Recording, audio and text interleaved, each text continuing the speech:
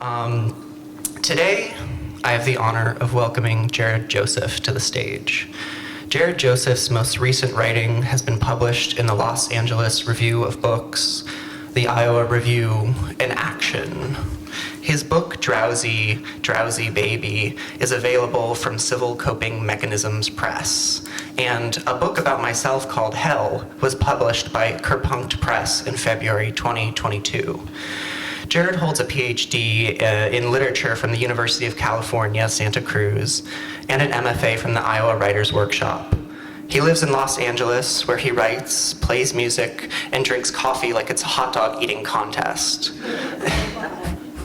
Under each of his poems online, he claims to be a quote, unquote, boring person.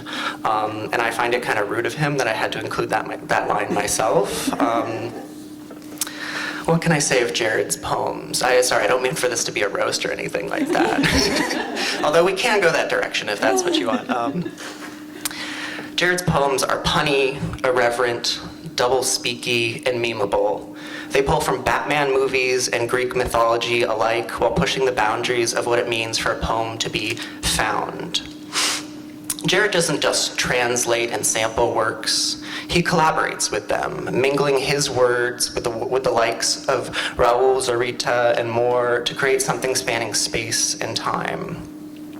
Among translators, it's common knowledge that a piece of writing can't simply be translated word for word. Phrases fall short of their cultural context, or worse, produce error messages no software should fill. Direct leaps between language shed essential sound. Rhythms flatten into cheap scaffolding, pocked by duct tape beams and ill-tuned tools. The translator, then, isn't just a technician, but a collaborator, an artist unto their own right. And apparently this is a very heavily debated topic. And while I'm not qualified to summarize viewpoints on the tensions in translation, I do know its currents run through every genre of art. Throughout music history, for example, artists have long stretched, condensed, sampled, remixed, rearranged, and covered each other's songs. In 1957, Ella Fitzgerald and Louis Armstrong transformed George Gershwin's Summertime from an opera to a jazz classic. Then, in 1959, Miles Davis took Fitzgerald's arrangement and opened it up to the world of freeform jazz. Then in 2021, Michael Bublé transformed Summertime into a disaster, and now we're all trying to forget. Okay, now that I actually reread that line I just wrote, it makes sense why translation is very heavily debated. But whatever, translations, tensions raise a nerdy question in my brain. Isn't the history of literature just the history of translation? Aren't we, as writers, adding our own voice to the voices before us when we handle them? Does reading someone else's work aloud count as a translation? Or at the very least, a remix? I'm so glad none of us have to approach these questions alone, and thankfully, we have Jared with us today. So, without further blabbering on my part, please give a round of applause to the Iowa Summer Writing Festival faculty, Jared Joseph. Thank you. Mason, thank you so much for your introduction. I didn't know that you had read things that I wrote, and you said nice things about them, and also spoiler alerted every point I was going to make, which is great. So now I get to do less work, which is awesome. So I'm going to read a lecture, or give a lecture, about translation and translation in writing specifically. I guess I can just read the lecture and do it, right? Because then I kind of talk about the lecture in the lecture, so why am I doing this? Thanks for being here. Lecture time. I watched Lost in Translation, the 2003 film starring Scarlett Johansson and Bill Murray, in order to prepare for this lecture, or more obviously, in order to procrastinate on preparing for this lecture. By the end of the film, however, I learned that Lost in Translation isn't so much a film as it is a movie. It wasn't that the quality of Lost in Translation was too low to let it be considered a film, though that's true. Rather, at the end of what I had thought was a film, Amazon Prime's algorithm recommended that I watch Jackass Forever.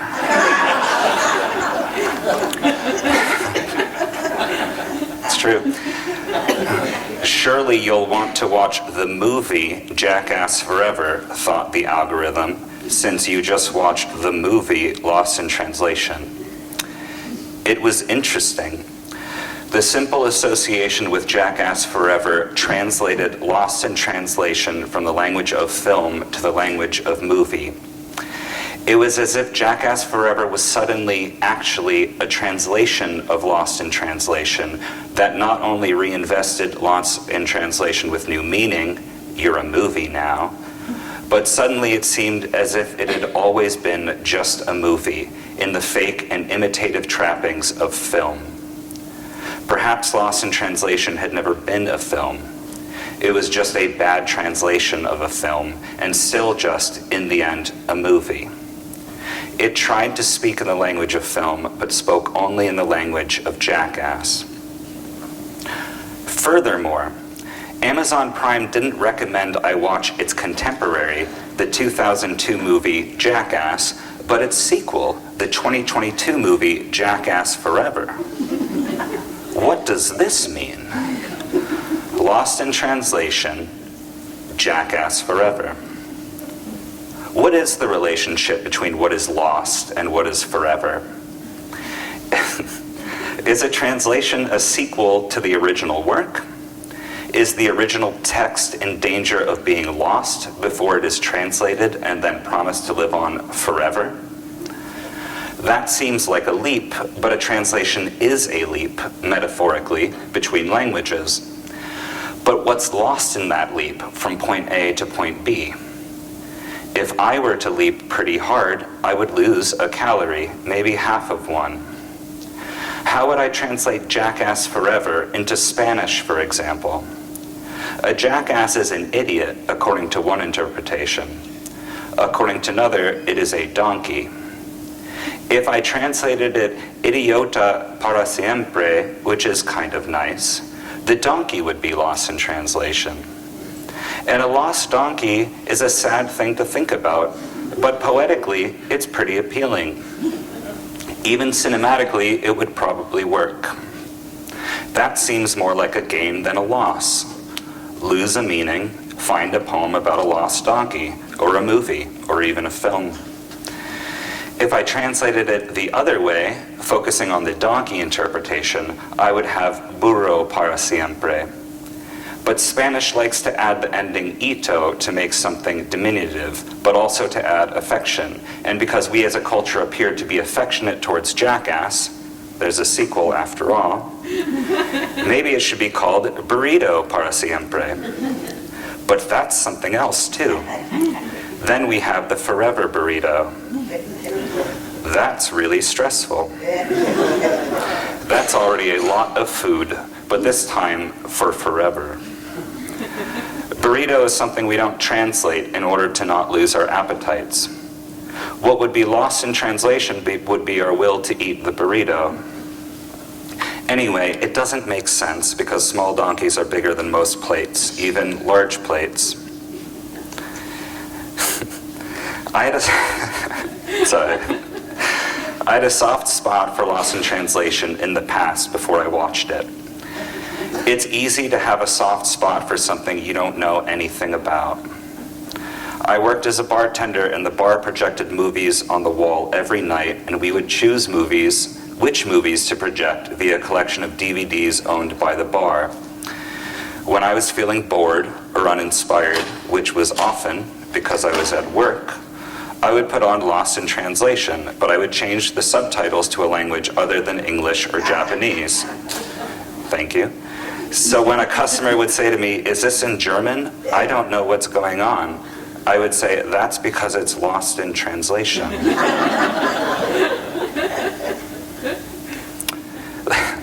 The film is set in Tokyo. Its principal characters are Bill Murray, who himself plays a movie star aging out of relevance and who is unhappy in his marriage and is in Tokyo to shoot a very lucrative commercial for Suntory whiskey.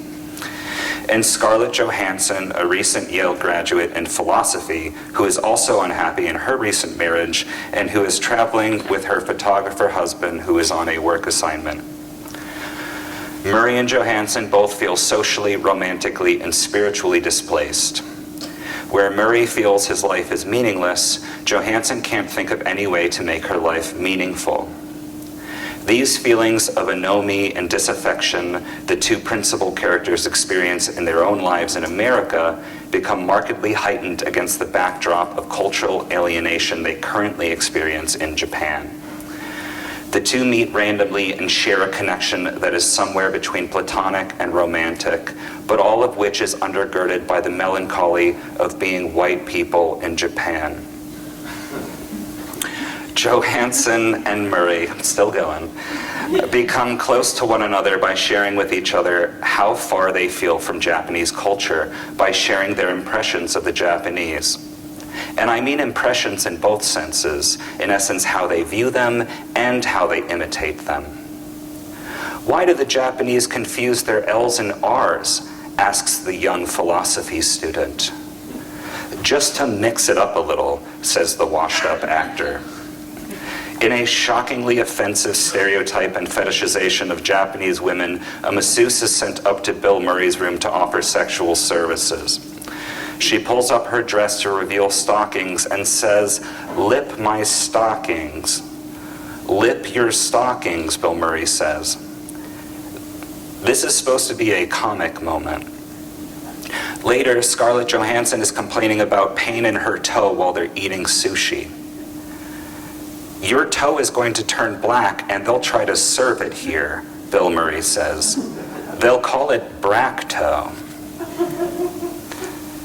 The unfortunate irony of this film is that there is very little translation, and that all of the translation moves Englishward rather than towards Japanese.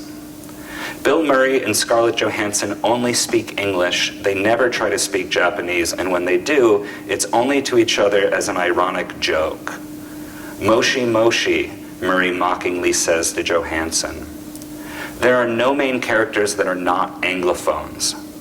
Japanese speakers offer a background of foreignness to foreground the intimate closeness of the relationship between Johansson and Murray. This background or relief is always comic. The Japanese are bad imitations, one is named Charlie Brown, or bad translations of American English and of American culture. They are trying to be American films, let's say, but they only end up being American movies. That's the truly horrific thing about the movie Lost in Translation. The cultural relief of the movie, Tokyo, is equated with comic relief for the main characters, American. The Americans are the authoritative, genuine text. The Japanese are cheap imitations, inadequate translations of American film culture. They're bad movies. "Lat Pack," says a Japanese crew member of the Suntory whiskey commercial to Bill Murray. "You mean Rat Pack," Bill Murray says. "Yes, Lat Pack," says the crew member. They're made to be seen as jackasses forever. The real jackasses, revealed over a period of 20 years, at the time of release, the film received almost unanimous critical acclaim. I say almost unanimous because this was not the reception in Japan. Turn out to be the writer and director of the film, Sofia Coppola, and the principal characters, Scarlett Johansson and Bill Murray. Murray and Johansson are unhappy in their marriages because they are bad communicators. Throughout the movie, they hide their real feelings from their respective spouses, from their friends, and Bill Murray constantly forgets his child's birthday. Like every single day. Like this kid has a birthday every day in this movie. They can only speak English, they drink all the time, and the only critique they have of Japanese culture is the tired, constantly rehashed L's and R's switch trope. The most interesting moments in the film are the untranslated moments. A director directing a commercial advertising Suntory whiskey shouts directions in Japanese to Bill Murray for a full minute. Finally, a consultant translates to Bill Murray, "Turn your head." Bill Murray says, "I think he said more than that." but Bill Murray squirms in this moment. If this were a better, less disgusting movie, I think the American character's feelings of personal isolation would more usefully and interestingly serve as a metaphor for the global hegemonic superpower's feeling of loneliness in being positioned at the top of a world capitalist commodity chain. Our cultural products and our movies circulate the globe, accrue capital in their exporting, and then our mostly monolingual nation expects cultural imports to reflect our values and be told back to us in our language.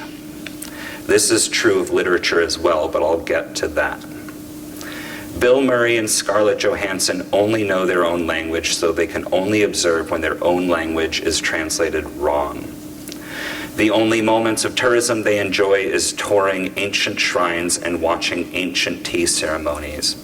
Our own fetishistic image of what the Japanese ancient past ought to look like, an interest in the prestige of a long-standing culture that betrays our own sense of cultural bankruptcy, being ourselves a young and derivative country, a translation of Britain. Rather than Lost in Translation, the film could be called Americans Are Lost Without Translation. Or maybe I Miss America. The characters go to Japan and are surrounded by difference. They instead seek sameness. This results not only in xenophobia and intolerance, which is disqualifying and terrible enough. It also results in bad writing. It's boring. Its melancholy is boring. It is probably confusing that I am still talking about Lost in Translation. I really disliked this movie. And as I pointed out before with my bar story about retranslating Lost in Translation on a projector screen, I enjoy jokes that only I get, and then I really lean into them and deliver a lecture where I get lost in Lost in Translation. Thank you. Maybe I could say I'm trying to enact my critique here of the solipsistic quality of living a life where everything produced and received, from movies to art to literature to menus, is not only told in your own language and with your own cultural context, but fails to live up to your expectations of who you should be and how you should sound. It's not that the mirror isn't good enough, I'm arguing. It's that the face in the mirror needs to change. My point is ultimately this. The idea that translations always result in loss is as xenophobic as it is artistically limiting.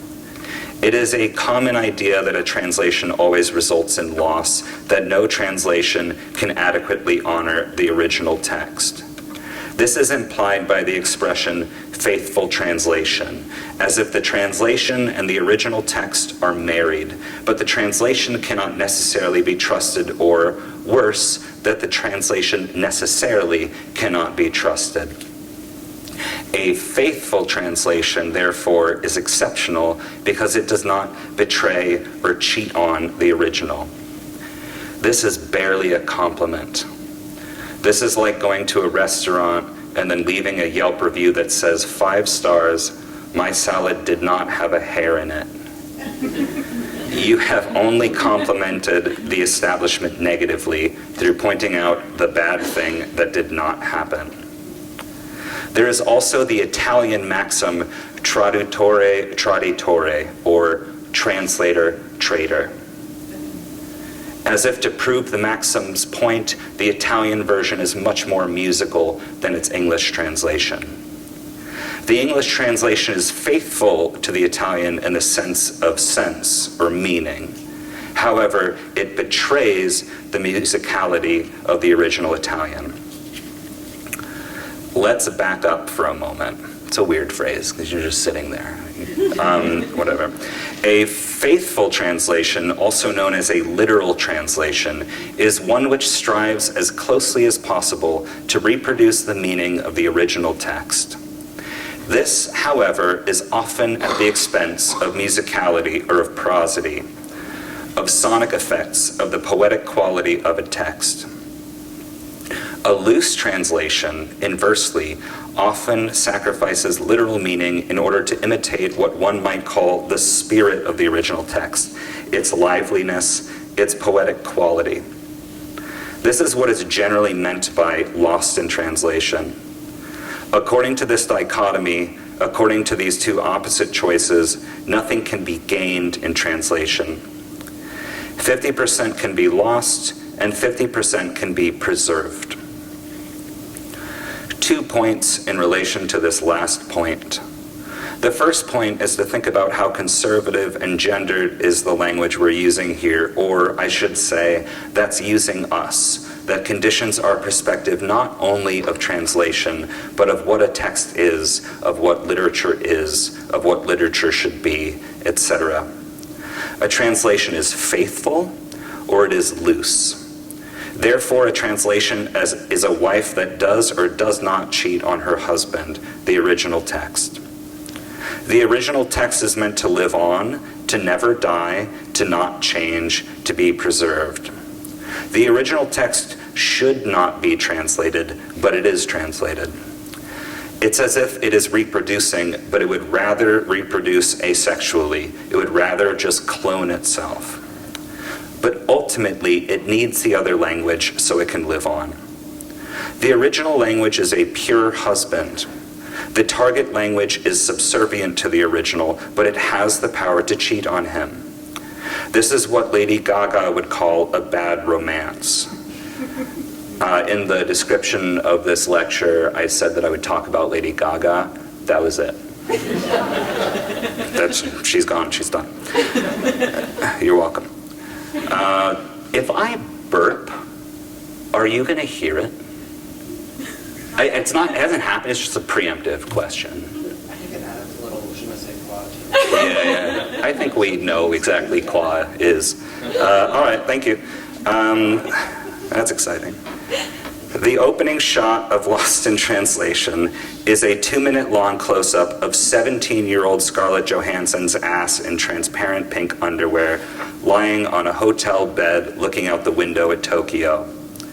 When asked about the inspiration for this opening shot, Sofia Coppola said, "I don't know. But I think I do know." Johansson's ass is the text that is a female wife waiting to be translated by her experience in Tokyo. Will she be faithful or unfaithful? As with many things and many people, however, the person holding the fear of what the other will do is actually a confession of what the person holding the fear is himself capable of. The frightening agency of fidelity ascribed to her is a screen for the fact that she doesn't have a choice. According to the film, she is incapable of a choice. It is instead the frighteningly xenophobic and heteronormative agency of the older source text, Bill Murray, who is unfaithful and renders her complicit of infidelity in the end, as it is Bill Murray who kisses her, thereby cheating on his own wife. Spoiler alert. Scarlett Johansson's character wants to be a writer, but she is written, she is translated. How boring is this? How familiar is this? It's not a rhetorical question, and I'll answer it quantitatively. For at least 6 centuries, the following poem is written by a man about a lover he is hunting, I mean courting, who is a woman, I mean a deer. This is from 16th century British poet Sir Robert Wyatt's "Whoso lists to hunt, I know where is an hind." Hind is a female deer. Translation. "Whoso lists to hunt, I know where is an hind, but as for me, hélas, I may no more. The vain travail hath wearied me so sore, I am of them that farthest cometh behind. Yet may I by no means my wearied mind draw from the deer, but as she fleeth afore, fainting I follow. I leave off therefore, sithens in a net I seek to hold the wind. Who list her hunt, I put him out of doubt, as well as I may spend his time in vain. Engraven with diamonds in letters plain, there is written, her fair neck round about, Noli me tangere, for Caesar's I am, and wild for to hold, though I seem tame.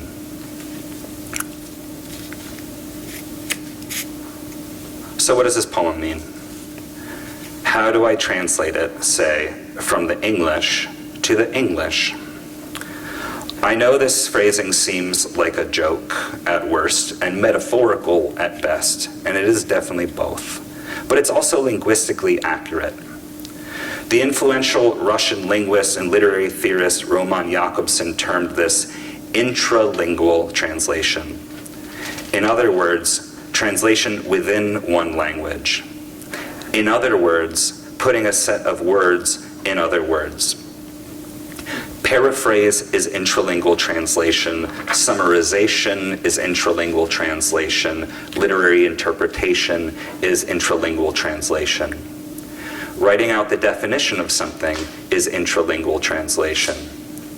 This entire lecture is an intralingual translation for the statement that nearly everything we ever say and write is translation, and through it everything is found and nothing ever lost. That itself is an intralingual translation or rewording of the last line of John Berryman's poem, Dream Song 29, Nobody is Ever Missing. John Berryman taught here at the workshop in the 60s and wrote in his own sonnet variation style that closely resembles that of Sir Thomas Wyatt's. He's still often highly lauded, and I understand why. There is great beauty in his language. Nobody is ever missing, in the poem's context, refers to a woman that's been murdered and buried. Marriage of form and content, unfortunately, I find, is pretty consistent in this poetic lineage. The male poet's poem's beauty is foundationed above some form of violence wrought on the female beloved, what his eye fixes. But back to Wyatt's sonnet. The first two lines of the poem, whoso lists to hunt, I know where is an hind, but as for me, hélas, I may no more. If I go to litcharts.com, very reputable, there's the source text on the left and a paraphrase or translation on the right. The paraphrase is as follows. If anyone wants to go hunting, I know where you can find a deer, but alas, I cannot keep hunting. Agreed. So list translates as wants, again, translating from the English to the English. And hélas is French for alas, which is an uncommon word in English at this point, and basically translates to, oh darn, but if only I could, geez. Or better, I'm nostalgic for a future that could never be. I'm experiencing it, though, as if this future event I desire were a past that I had experienced. I'm feeling a sense of loss for something that I'll never have. The closest parallel for it, I think, is actually the peninsular Spanish ojalá, which means essentially the same thing, alas, but which actually does frequently occur in contemporary Spanish usage. The word itself derives from the Arabic mashallah, which translates to should God will it. The difference here between ojalá and alas is that with ojalá there still is hope, however unlikely, that you may get the future thing you desire. Here, in Bill Murray's, Sir Thomas Wyatt's, sonnet, however, there is no hope anymore. He can't hunt anymore, this female deer. He seems weary or tired or old. The poem ends thusly, again, engraven with diamonds and letters plain, there is written her fair neck round about, noli me tangere, for Caesar's I am, and wild for to hold, though I seem tame. Now for Lit Chart's paraphrase again.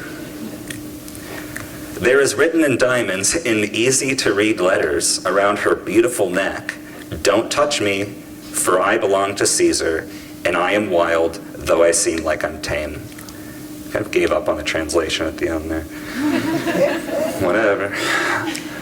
Now I have to translate what this means to me, which is interesting. So the female deer is attractive to the speaker of the poem, but belongs to someone else.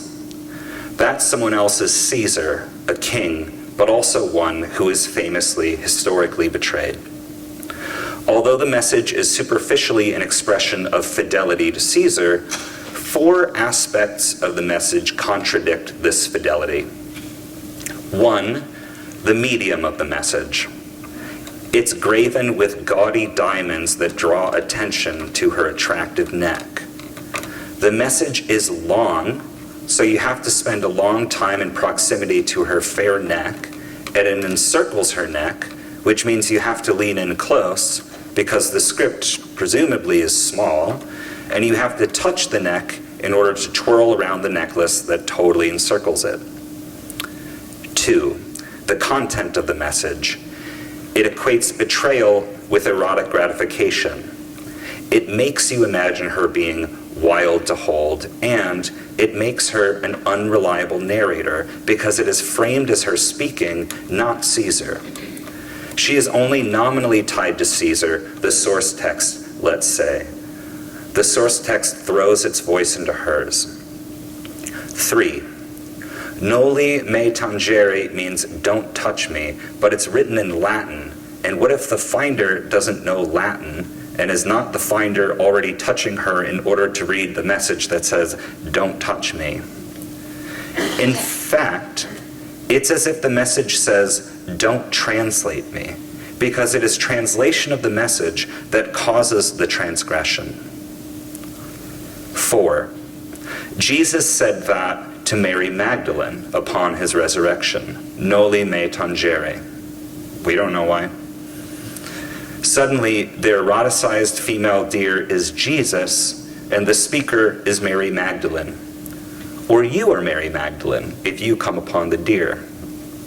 When you translate, a transubstantiation occurs. You are the impure one. You yourself are changed. And where does this message come from? The deer is speaking in the first person, but she's a deer. And we all know this about deer. The female love object cannot write, but rather is written. She is to be mastered, but she is also to be admired. To admire her is to admire the master.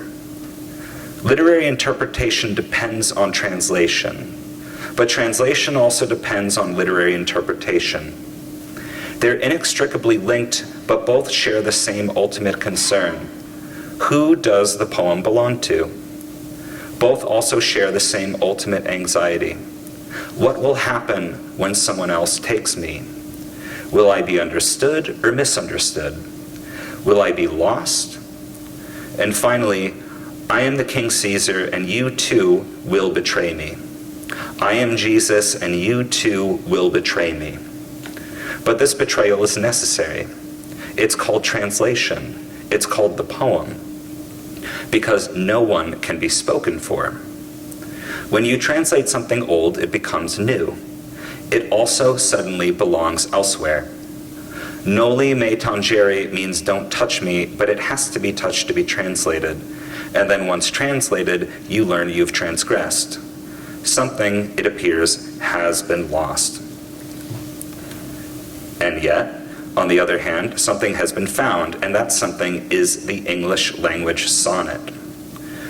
Whoso lists the hunt is one of the earliest sonnets ever written, and it is Sir Thomas Wyatt who wrote the first English language sonnets.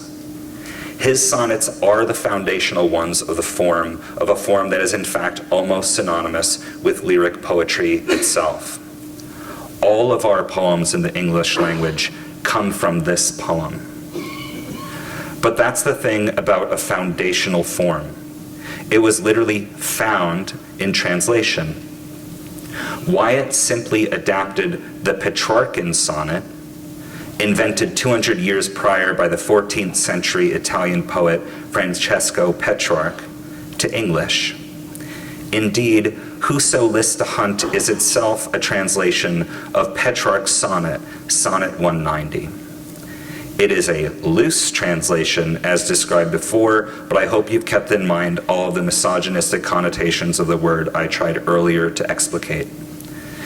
It is so loose, in fact, that it would probably better be considered an adaptation, something that doesn't belong to the original, in essence, where the terms like, what did I write? Oh my God. Oh yeah, faithful and treacherous lose their purchase. That was scary. And yet, Wyatt's poem is strangely all about purchase, or its illicit counterpart, theft. It in any case is about belonging and propriety. For comparison, here's the original Petrarchan sonnet, though that's in big air quotes, because this is translated by A.S. Klein. Is it that? No, it's not. It's this. I'm going to read this one here. So this is the original Italian, and then this is A.S. Klein's translation of it into English. A pure white hind appeared to me with 2 gold horns on green grass between 2 streams in a laurel's shade at sunrise in the unripe season. Her aspect was so sweet and proud, I left all my labor to follow her. As a miser in search of treasure makes his toil lose its bitterness in delight. Touch me not, in diamonds and topaz, was written round about her lovely neck. It pleased my Lord to set me free. The sun had already mounted to midday. My eyes were tired with gazing, but not sated, when I fell into water, and she vanished. So one thing to note, which I forgot to write about, we have Lord here instead of Caesar, right? So it's kind of a cultural translation, because like we don't see Caesar as like our president or our god, but it's all Greek to me.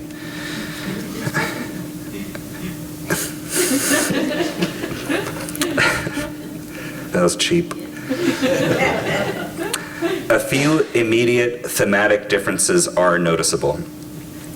The desire for possession is absent from this poem.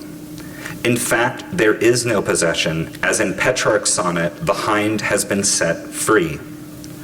The speaker of the poem here desires possession only through his eyes. He thinks the deer is hot, and that's enough for him. When she vanishes, the poem vanishes as well. Curiously, though, the stanza that is the most literally or faithfully translated is also the one most radically changed and, if we want to consider it thusly, betrayed. This betrayal does not take place through its translation into English, however, but into Latin. And it's this one, touch me not in diamonds and topaz, was written round about her lovely neck. It pleased my Lord to set me free, which is familiar. And then here, same thing. I mean, it's the original, but it's all in Italian, right? And then we go back to this. There is written her fair neck round about, noli me tangere, for Caesar's I am, and wild for to hold, though I seem tame. Whereas it pleased Petrarch's Caesar to set the hind free, it pleased Wyatt's Caesar to mark the hind as his possession. The mark of possession is the linguistic mark noli me tangere, the Latin phrase. It is not just its meaning, don't touch me, that marks the hind as owned. In fact, in Petrarch's sonnet, the hind is marked with words of the same meaning, but they indicate freedom, not propriety. Don't touch me. No one owns me anymore, the hind says, in other words. But it is still in someone else's words. Her neck, the site of bondage, is inscribed with a mark of freedom. And it is inscribed in the same Italian language as the rest of the poem. In Wyatt's sonnet, however, "Don't touch me" indicates that she belongs to someone and something foreign. She is not tame or domestic. She cannot be held. "Don't touch me. You don't own me, not even your language does," the hind's neck says. The hind is the sonnet. It seems wild and foreign, but it has been domesticated to the English language. The Italian sonnet is a beautiful form. Its poetic sonorousness glitters like diamonds and like topaz, on which a message is written, or a poem, relating freedom and portability and mobility. It knows no borders. The English sonnet is a beautiful form. Its poetic sonorousness is the neck graven with diamonds, on which letters plain are written, relating that it now belongs to the English tradition. And yet it is not tame, it is not domesticated to English. There is an anxiety that this hind, this sonnet, is still too free. The full domestication doesn't occur because it still retains foreignness, but not from the original, rather from Latin, God's language. It is as if the poet feels guilty for having appropriated or taken possession of not only a foreign poem, but a foreign form. For this reason, one could argue, and most wouldn't, but I am going to because it is fun, that in order to balance out and somehow atone for this thievery of the hind, Wyatt does not return her to Italy. It's not the nessun mi tocci of Italian, but to God, to Latin, so now not even the poet owns her or the poem. Hence the anxiety that surrounds translation in general. You can translate from someone else, but it will never become yours truly. The collar around the neck, which is the sonnet, means the same thing at the same time that it doesn't. This, I think, is the xenophobia and anxiety around ownership. You're beautiful, but you don't come from me. But I've decided you're mine, and I write my language upon you. But you can be translated again, and you will no longer be mine. Even Charlie Brown is unsafe from translation. My persistent anxiety is a disavowed confession of guilt, of non-propriety, and a lack of ease around belonging. If this sounds a little too metaphorical, that's because it is. The word metaphor is from the Greek metaphora, meaning a transfer, or literally a carrying over. The word translate is from the Latin translatus, which means a carrying over or to transfer. The two terms, in other words, are one term, in other words. I don't think this is coincidence. Metaphor being the primary engine of poetry, I think it's because the concerns of poetry and those of translation are nearly the same. In a poem/translation, what is the ideal relationship between word and meaning? In a poem/translation, how does the writer show mastery over the text? If a translation of a poem is too faithful, it fails the poem it translates, becoming only a slavish imitation that sacrifices poetic effect or quality for the re-rendering of literal meaning in a different language. For example, "Don't touch me, I'm a free woman." If a translation of a poem is too free, it fails the poem it translates by becoming a different poem with new meaning. For example, "Noli me tangere, I'm not free." Similarly, if a poem is too slavish to its sources, it becomes derivative, unoriginal, whereas if it is too free of those sources, it is often seen by the literary establishment to be incomprehensible. It cannot be evaluated, it has no value. The latter is what happened with Emily Dickinson, the greatest English language poet who ever lived, who nonetheless died in near total obscurity and whom nearly every male editor of her time thought was incomprehensible. Her M dashes, or her Emily dashes, I guess. Look at what I would argue is her translation or adaptation of Wyatt's Whoso Lists to Hunt. So this is My Life Had Stood a Loaded Gun. You may have heard of it. It's Instagram famous. My life had stood a loaded gun in corners till a day. The owner passed, identified, and carried me away. And now we roam in sovereign woods, and now we hunt the doe. And every time I speak for him, the mountains straight reply. And do I smile such cordial light upon the valley glow? It is as a Vesuvian face had let its pleasure through. And when at night, our good day done, I guard my master's head, 'tis better than the eider duck's deep pillow to have shared. To foe of his, I'm deadly foe, none stir the second time, on whom I lay a yellow eye or an emphatic thumb. Though I than he may longer live, he longer must than I, for I have but the power to kill without the power to die. God, that poem's good. Dickinson betrayed this whole male master, female prey poetic dynamic 200 years later by writing a poem as the hunting gun. The symbols used in the trope of the male poet hunting for his beloved deer are all the same, but are switched slightly. The gun, which often translates to the writing pen, is now the voice of the poem. The gun itself speaks, and a female poet writes not as the hunted doe, like we might expect, but as the gun. It is as if to say, not only am I what you hunt, thieving male poet, but without me, you would have no poetic lineage, and your pen would be empty, and your gun would shoot blanks. If I load your poem in this way, by being the poetic object, it means I also invest the gun with which you shoot me. You treat me as your instrument. Her speech is deadly. But she is nonetheless his mouthpiece. She generates a violence that he, the owner, wishes he could generate from himself. They roam in sovereign woods, which means it is tamed wild, owned likely by the owner himself. This wouldn't be called hunting so much then as it would be called sport. It's domesticated nature, domesticated by patriarchal thinking rather than nature.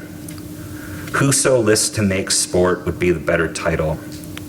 The mountain straight reply is fascinating and enigmatic. I don't know what it means. But the next stanza, we're like getting to time. And I have all this stuff that I thought would take less time, and it hasn't. So I'm going to read the last paragraph, and then if you want to ask me questions, you can ask me questions about things or whatever. I don't know. We can just talk.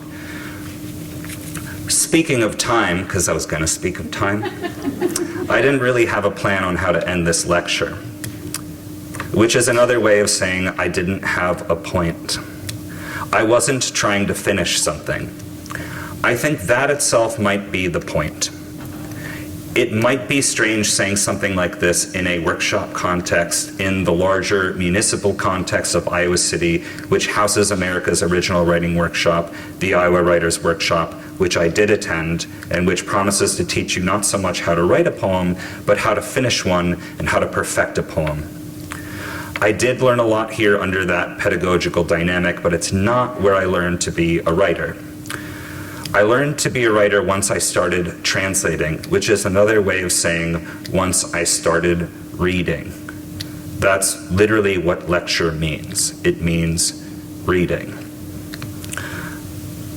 I think this is me saying the same thing over and over again, like a paraphrase, which is translation, which is that I love translation and I love poetry, and I find the two inseparable.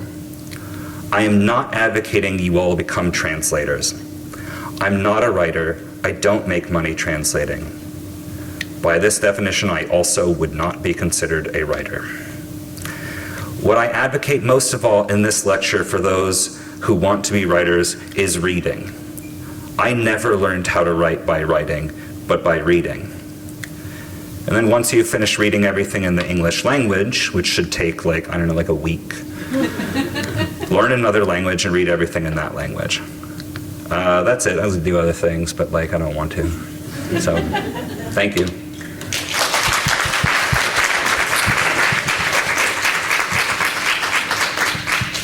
Can you hear me swallow water? Drink on. You had a question. Bible translation has always been a contentious field, I guess. My favorite is called the Jerusalem Bible,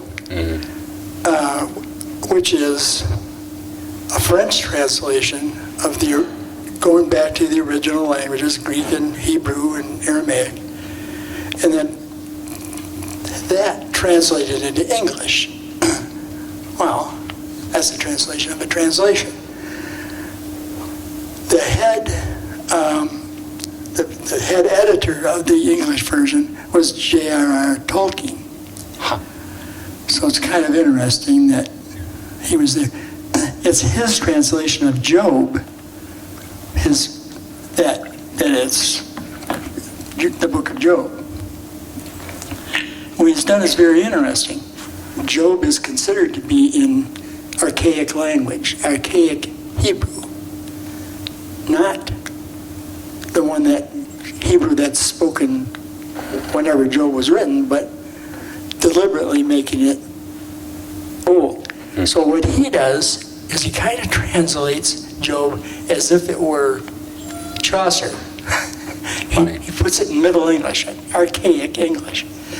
Boy, I thought that was a really cool thing to do. But it's a complicated system. I mean, how many people died over Bible translations? It's Totally pretty rough. So, thanks anyway. Yeah, I was, that's funny. So you're saying that because Job was written to sound archaic, we needed a sort of cultural equivalent, and so we made it sort of, so we used Chaucer, who is representative of our idea of someone who speaks like Old English. That's funny and weird. The Bible is interesting. It's really popular on Goodreads, but it is if you think of Genesis, right, and the Old Testament, or in the Tanakh, right, the Hebrew. Genesis is just chapter 1, and Genesis basically means something like in the beginning. But that's from Latin, and the Hebrew Bible is written in Hebrew. And so Genesis actually is supposed to be called Bereshit, at least that's the original Hebrew for it. And then because Hebrew, ancient and modern, doesn't use definite articles like we do, or indefinite articles, they'll use the word and that's basically the, right? You just take a T out of it. But they don't have indefinite articles. It's just every noun without is considered to be an indefinite article. So it doesn't actually translate to in the beginning. The beginning translates to in a beginning, which is terrifying ontologically, right? Because then it means that there are other beginnings, right? And if there are other beginnings, there might be other gods. And so this is one of those instances where translation is used forcefully and intentionally in order to create a culture, because monotheism, right? You can't actually countenance there being a beginning. So, I don't know. Yeah, translations, it's a weapon. Okay, I think we can squeeze in one quick question, and then it'll be time. All right, here you go. I just wanted to get your opinion quickly on Rumi translations. Like I had read something a long time ago, like the guy that, like the popular Instagram popular Rumi is very secular, and the guy that did it wasn't very like well versed in like Persian culture and made it really secular, versus Rumi is very religious. I just wanted to get your thoughts on, I mean, it's like loose versus faithful, and like losing something in that translation. Yeah. I think, I remember that debate, and I think it's ongoing. And there's that like famous Rumi line where it's like, it connotes a kind of secular stance, right? Where he's like, beyond right and wrong, there is a field, and I will meet you there, right? Which is, like, imagine getting that text. That would suck. But the original, and yeah, he was like Sufi, right? And so he wasn't non-religious, he wasn't secular, and he wasn't interested in what was beyond right and wrong. He was actually incredibly religious, but also would be marked as sort of heterodox or anti-authoritarian. So like there's, in the same way that like Chaucer would be considered a sort of cultural equivalent where we're like, oh, that's like Old English, you know, it's just like the Book of Job. The only thing that we can kind of imagine to be similar to that would be like our sense of what secular means. But he doesn't say beyond right and wrong. And I don't remember exactly what he says because I don't know Persian. It's one of my great faults. But he said something like beyond orthodoxy and beyond like heterodoxy or whatever, there's a field, and you know, like I'll get an Uber there. And that's very different because that is, it's not beyond right and wrong, it's beyond classical authority and then sort of what can be imagined, but it's still within a religious context, and that's something that we lose, right? And we lose it intentionally because that's not going to trend on Twitter, you know? Like no one's gonna be like, oh, that's awesome, you know? But yeah. All I have as one last request is a round of applause for Jared Joseph.